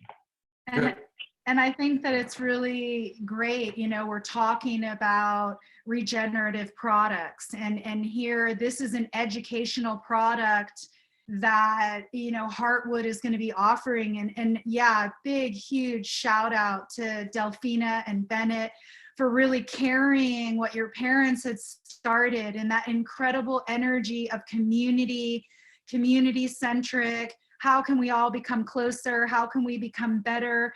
And really highlighting and offering a space for the cannabis community, long time, ancient cannabis community happening there. And now Heartwood is really supporting it from the bottom up. And I'm really stoked about what's going to be happening with that in the future, as well as, we offer DEM Pure certifications to farms. And we've been talking with Joey about helping to create this amazing curriculum that students can come through this and become DEM Pure certified farmers, but without having land. Not everybody can afford land. Not everybody has land. People are coming from the city, but it will be really awesome to be able to pair those students with a lot of the DEM Pure certified farms so they get a hands-on experience even outside of Heartwood. I'm just really excited about this to unfold. And on the note of food and seeds, I think it's really important for people to realize that a lot of the foods that we eat contain seeds. Yeah. And they're very easy to propagate. And lettuces is not an example of that, but you can get lettuce seed and then grow it out once. But a lot of the foods that we eat have seeds in them, and it's kind of an aha moment to just learn how to dry those seeds out and use them. And we did that at the last Heartwood gathering that we got squash and all the winter squash and everything that had seed, and we wouldn't let them put it in the compost pile. We made a seed mandala out of all of the seeds and then gave them out to everyone. So seeds can be in abundance. And like what you said about the aisles and using the aisles, I think aisles are the uncharted territory. And also I would like to say that gardens are an uncharted territory of seed production. And we've said this lots of times, I'll say it again. Gardens are often, you focus on the fruit, or you focus on you know, what you're getting, but we should be focusing on the seed that garden creates. And speaking of seeds, we really want to talk with you, Jesse, about the breeding that you've been doing for a long time, specifically for capturing those trichomes. You know, the work that we've seen you do has just been incredible throughout the years, and your strains are just getting better and better, and they're more resinous, more terpy. And I wanted you to talk a little bit about regenerative breeding and cultivation turning into a concentrate, a high quality concentrate practice. Yeah, thanks, Kelly. I want to thank Ganja Gill for just the amazing work that he does, and that was just awesome listening to it, because that's real terroir, that's real appellation.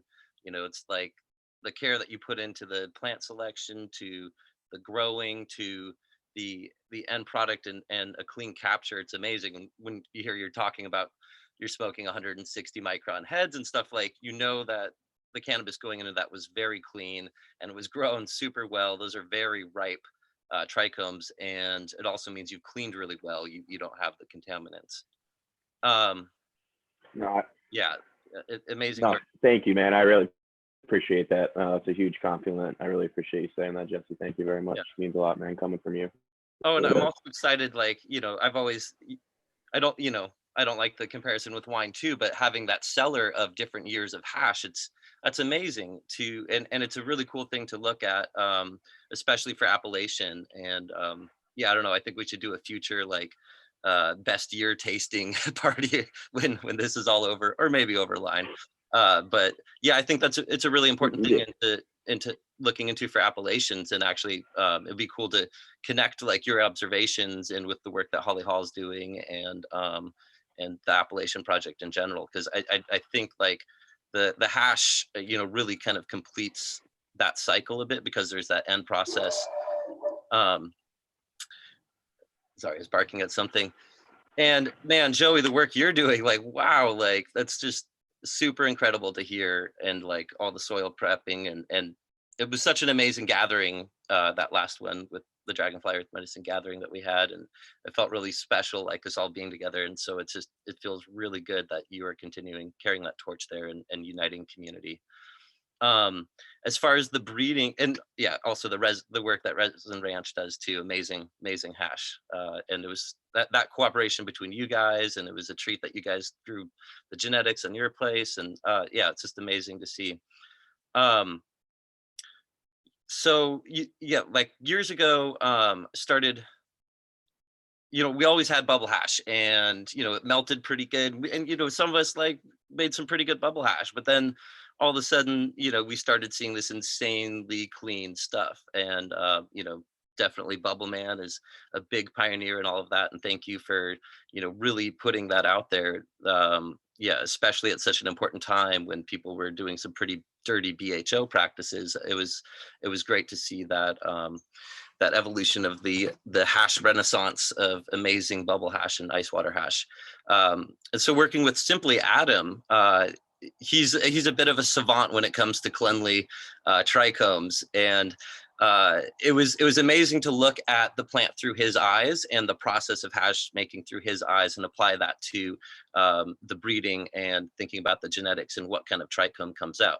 Gil had mentioned, you know, something that would be a little more of a dry hash on the banana side. Like those capture really well, very easy for also dry sip, very, you know, grading and stuff. There's like greasing out and different issues that are difficult with different hashes, and they have different qualities. You know, it's not necessarily good or bad always, but being able to look through his eyes and seeing the qualities of that hash and the difficulties with the process, or sometimes what was really easy, was great. And then also seeing the percent yield over the years, and seeing all the farms grow different genetics, and being able to hear like the percent yields from someone like Gil too. Like he was listing some massive 8.5% on your GMO. That's awesome. I'm really excited to see what the GMO with the Banana Valley Dog does out there too, and everything else. It'll be really exciting to see, because I know you're going to do it justice, and I know we get to learn about that. That's such a huge closed loop for me, is also learning about that end information. What were the qualities? What were the percent yields? Because that's what's going to make a farmer successful too. And God, this whole process, like everyone here, what I really love about this is this has happened organically. It's happened through people's good intentions, like the work that Ryan's doing. It's amazing. Like, thank you for, really you and Charlotte, like, for caring and for being connected, and for, you seek out the good people and you try to learn everything that you can and you apply it. And it's, we just need more like you. And just seeing this connection between, the genetics, between the farms, between the extractor, and then, and then thinking about the issues with packaging and all of that, how we're going to deal with that environmental issue. And thank you, Season, for looking into the sustainable packaging too, and sauna packaging. And there's a lot of restrictions there that hopefully we can change to better the environment, but let's support those companies that are doing the work to lessen the impacts. There's no such thing as regenerative packaging at the moment. It's all an impact. So I mean, the more we can go towards sustainability, the better. But we don't want to fool ourselves. We need to do real environmental accounting. Like, greenwashing is not okay. It's like, just because it sounds good doesn't mean it is. We need real accounting, and we need to support the companies that are doing this work. So thank you guys. And then hearing about the CO2 extraction, you guys, wow, it's really cool. I'd love to come and see everything that you're doing, and the fact that you're working with the farms, and hearing about the percent yields that we're getting back on the farms that are doing these practices. I think that's really important information. This is like where this all kind of comes together in agriculture, because we are doing all of these things. I think we separate a lot of these things in standard agriculture, and here we're like bringing it all together. It's like the genetics for a successful yield for the product that we're talking about, the practices that don't cost money, that regenerate themselves, that build more soil, that sequester carbon, that put out the best product possible, and then a process of like ice water where you get to put that plant back in and then have more soil, and just taking those magic trichomes out that, that 8% in freaking Gil's world. And then people get to enjoy that and have that effect. And then having these amazing extractors and companies really think about how to navigate these systems and how to get these products out to people that make sense, and how to keep them healthy. It's just amazing to see. This is a real full circle. This is going beyond the farm. In farming, like, you want to think about the outside, the woods around you, everything around your environment needs to be healthy if you really want to have a healthy farm. And so expanding this to the greater network, I think, is just so important. So I just want to thank everyone for the awesome work that you guys are doing. Right on, Jesse. Give thanks. You're a beautiful person. We love your family, your dogs, your partner, everything we've talked about in the past. Thank you for that reflection. Appreciate that. And Marcus, I was wondering if you would be open to talking to us about what you— And Ruby and Paul too, jump in after Marcus. Yeah. I was just thinking, Marcus, you're involved with Whistler Technologies and also some things here in British Columbia having to do with just equipment, and a lot of people here having to use different equipment, and maybe you could tell us a little bit. And we talk a lot about regenerative products, but it goes all the way down to the equipment, and like, how can we best use electricity, or what kind of technologies are you all finding? Or what do you think the next best thing is? Like, what should we be striving for? It's spring right now. What are some essential tools you feel we need to be able to create the best extracts? And Paul and Ruby, Paul, you all have built that from scratch, and it's so tight and amazing. So after Marcus, we'd love to hear about what ecological things you all are doing with your manufacturing. Yeah, well, I mean, for people doing it at home, I mean, you can do it with almost anything. It's really quite something how you can get away with, making hash with silk screen, or making water hash, even without bags. I've seen people do it. just by, you know, mixing the material up and filtering through like coffee filters or whatever. But you know, for Whistler Technologies, that's a different sort of beast. That is getting into, you know, regulations. It's getting into the intense microbial certificate of analysis that it goes through from the labs. And you know, suddenly now you're getting freeze dryers because not everyone knows how to air dry it properly, especially if you're in the Pacific Northwest, where it's just always, you know, very high humidity and rainy, and it's hard to get hash properly dry without, you know, using a desiccant or something. Most people can't sieve it or microplane it small enough and spread it small enough so that it actually really properly dries, especially up here in like Washington State and British Columbia on the West Coast. So, you know, you get into, you know, and also the machines like the bubble nows and these, you know, basically plastic washing machines. You can't be doing commercial production and selling product like that to people like that, you know, maybe if you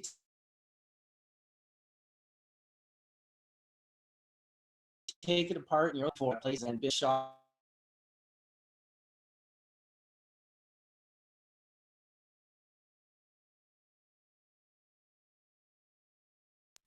Maybe he's glitching. Is he glitching for everyone, or is it just us? Yeah, Marcus, That's a pretty cool face, if we're honest. We lost the host. Can you hear us? So maybe we'll just, Paul, if and Ruby, if you had something to say on that, you could take over. And we'll come back to Marcus when he comes in.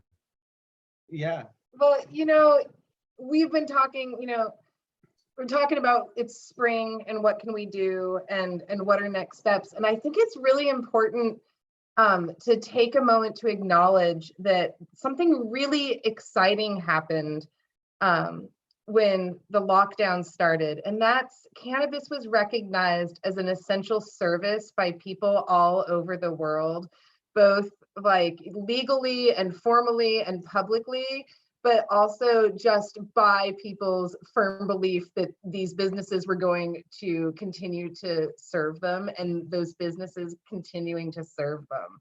And so when I think in our own business and in this particular time about what being regenerative means, I think it means being really good citizens and participating in hyper local economies and taking care of your supply chains and your people. I think that this is a time where regenerative behavior and regenerative belief and regenerative systems are at a human level.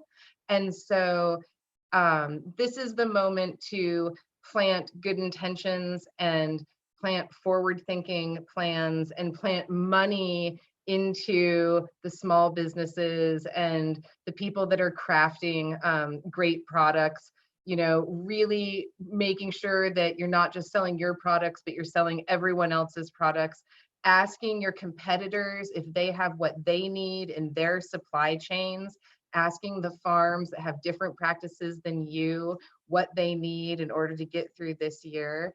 I think that it's exciting that the whole world has finally just acknowledged, you know, like there's too much going on and we can't like screw around anymore. We just need to know that we can get our cannabis and that cannabis can be safe and, you know, people, and that there's going to be social justice around it. So that's what I would say this spring we should be planting is those really great intentions around humanity in our own community. I think that's spot on, particularly on the eve of May Day, as we. I mean, if we people have been doing this for generations before. We are simply taking the torch, and we are at a precipice though where it is becoming widely acceptable, and this we all know this, but as other intention and other money and other influence comes into this community, we are at this inflection point where we can come together. And I think reaching out to competitors is key, given how large this whole thing is going to continue. And at the end of the day, though, no matter what, you know, I've got a gourmet low dose probiotic cannabis chocolate. It's nothing without legacy farmers with their hands in the soil. And so, you know, it is key that we push that forward. Those of us that are not actually cultivating ourselves, we have to at least cultivate that knowledge. And so it's great to hear you guys are thinking that way. And Josh and Kelly, thank you for making that connection here. Yeah, thank you. Marcus, you just came on. Nice to see you. So I would like to take this moment to do a special shout out to a friend who was really big in our community and big with extracts, and Spencer Hodgson is no longer with us. And he was an amazing He would be on this. Lion Paw Organics, and his family is keeping the farm going. And I want to acknowledge him right now because, and his family, because they're just really beautiful people, and it's really not okay what happened there, but we're making it okay in our hearts. And you know, he's just always had this incredible farm, incredible soils, is far ahead with making rosin, and his family was supportive. So, you know, big up Lion Paw. And I gotta say, he came to Emerald Cup with the coolest Christmas ornaments I have ever seen. So they were glass Christmas ornaments, and filled inside of the ornaments were all the male flowers. And for some reason, we're planting all of our seeds, and I'm doing spring cleaning. And I was feeling so bad that I didn't get any Lion Paw seeds. And I pulled out those ornaments, and on the top of the flowers, there are about 20 seeds that we just planted yesterday. And he was an amazing hash breeder, hash maker, and they are now in the ground. We got the Lion Paw. Hell yeah. Marcus, you got cut off. I did. I had to come back on my phone. It's still going on YouTube, so that's good, but it did stop recording on Zoom, which is for the podcast, but I'll figure it out. Yeah, you know what, I was just going to say that, you know, there is a place for sort of larger equipment, and I know everyone likes to do things a little bit smaller, but yeah, the Whistler Technologies equipment is really great stuff. It's we've been having fun with it for the last couple of years. Whistler Medical was the first company to really allow Daniel to do the R&D, and they were the ones that invested in it first and sort of put their, you know, their best foot forward on that. They were already growing organic cannabis, still regulated by Health Canada, so not what I would call regenerative by any means, but they've always just done organic cannabis.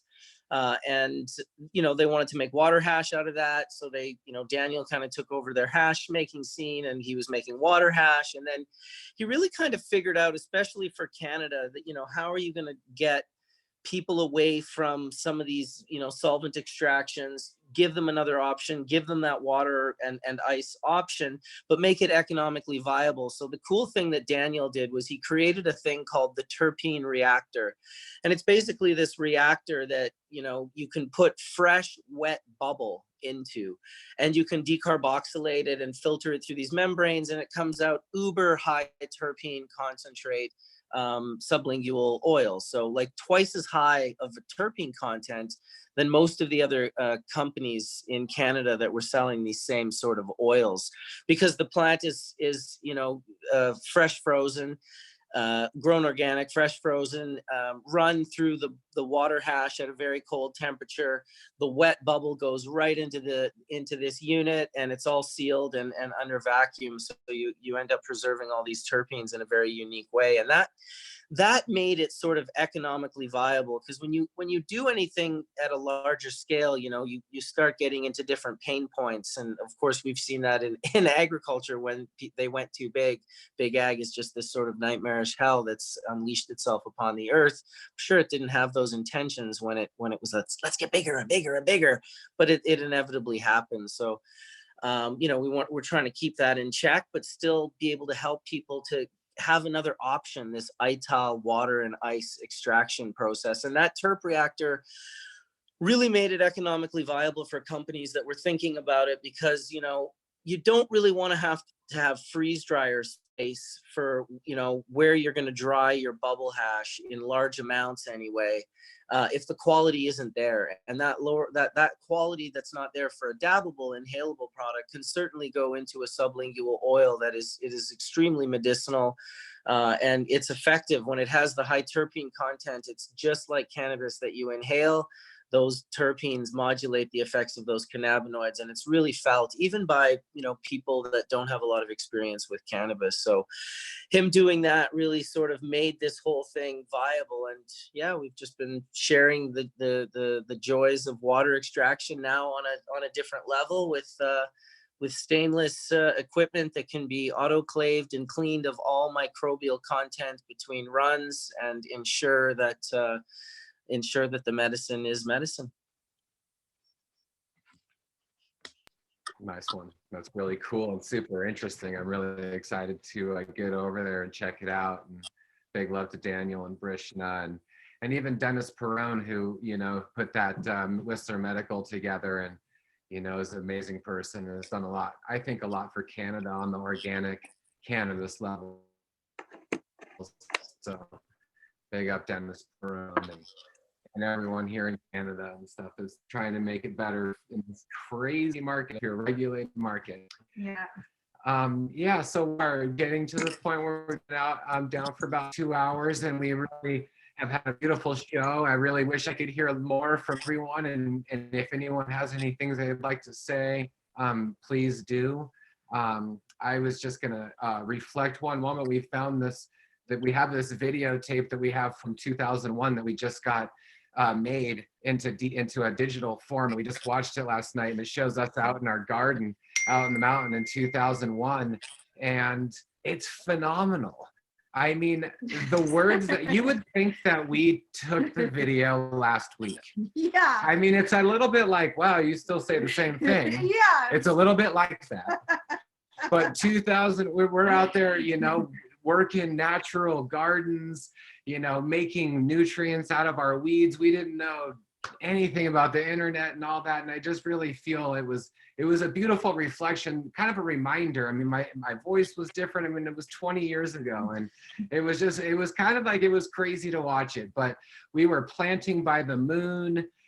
In the video, we were talking about how important it is to have flowers growing with your cannabis and having a cannabis dog. It just made me feel really good. And in 1999, we were cannabis refugees up to Canada, and we left Oregon. We still have all of our family there and everything, but it made me wonder, like, we're now here on our property, and I'm just like, what are we doing here on our property? Why are we not out in the bush growing these amazing magical gardens? It's been such an awesome reflection of where we came from, and Sky is out there watering the plants, and the dogs are running around that we had 20 years ago. And it just gave me such incredible love for this cannabis community. I cannot say it enough, the deep, heartfelt love I have for all of you all watching, the people that are here on this panel, the people who embrace cannabis, bring it into their lives, take it on as a mentor, as a teacher. It connects us all. And I'm just so thankful because we are born into family, but my chosen family is this cannabis community and this cannabis family. And I'm so happy to be walking this journey with you and all of us working towards this incredible common goal. And I do believe that this is going to change the world. The Mayans said that a flower was going to change the world in this time. And I believe that we are the holders, all of the people watching this, you are the medicine makers. You are the holders or the keepers of this incredible medicine. And you're what we have to look forward to. Yeah. And, the time is precious, and this COVID or whatever you want to call it, this outbreak, this awareness, the opportunity in it is that, we're aware of our food supply and we're aware of our immune system. So I think we've done a really good job on these series to try and cover different aspects of that and to highlight the different parts of our community that really embody these different things. We want to thank each and every one of you on this panel and everyone that's listening to us tonight, still out in the world. the people out in Europe, everywhere in Africa, all over Asia.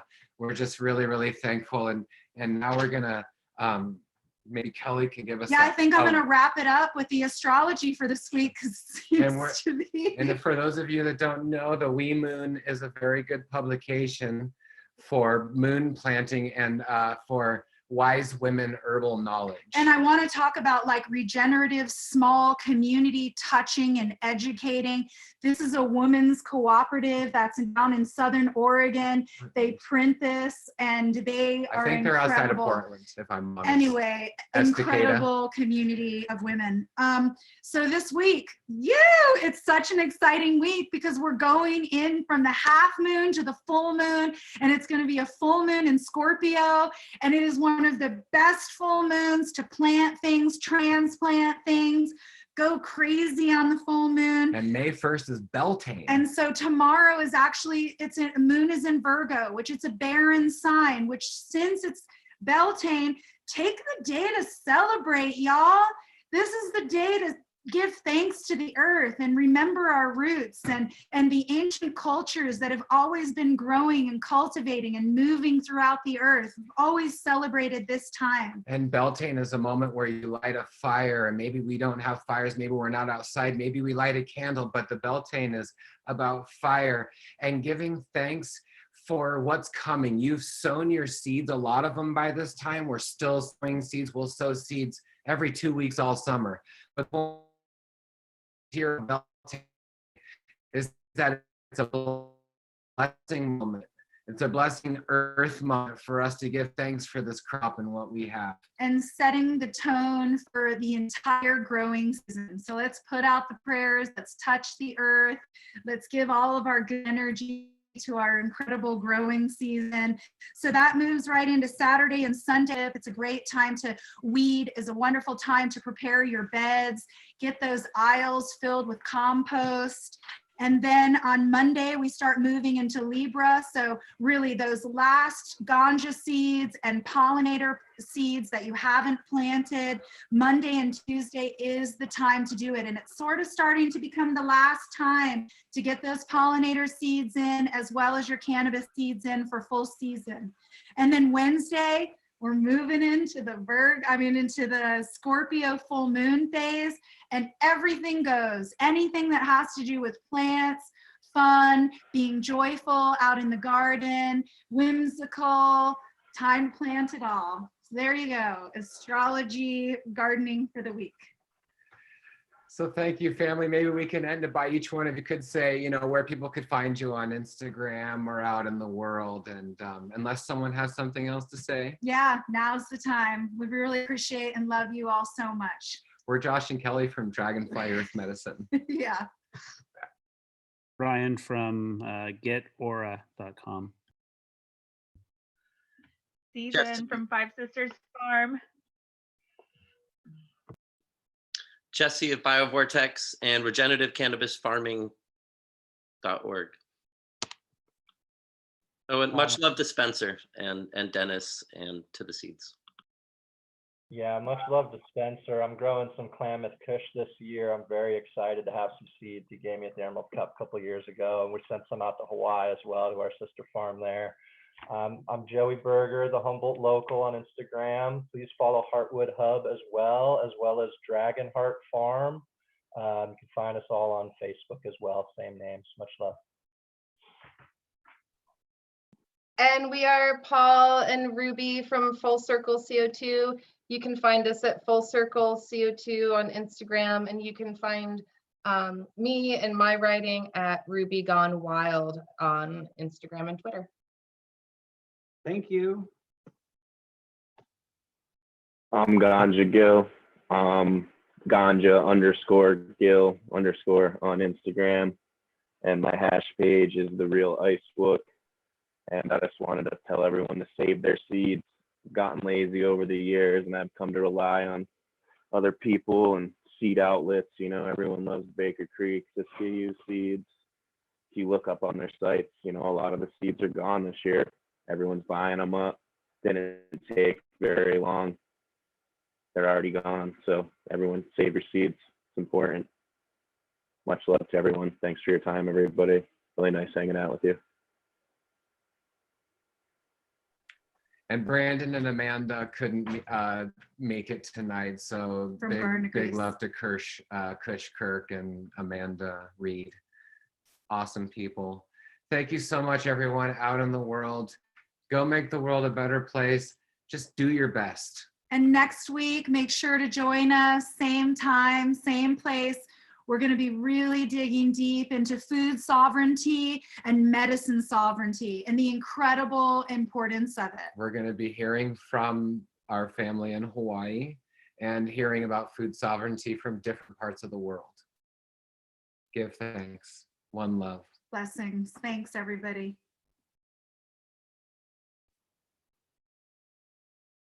Thanks, guys. Thank you. Right on.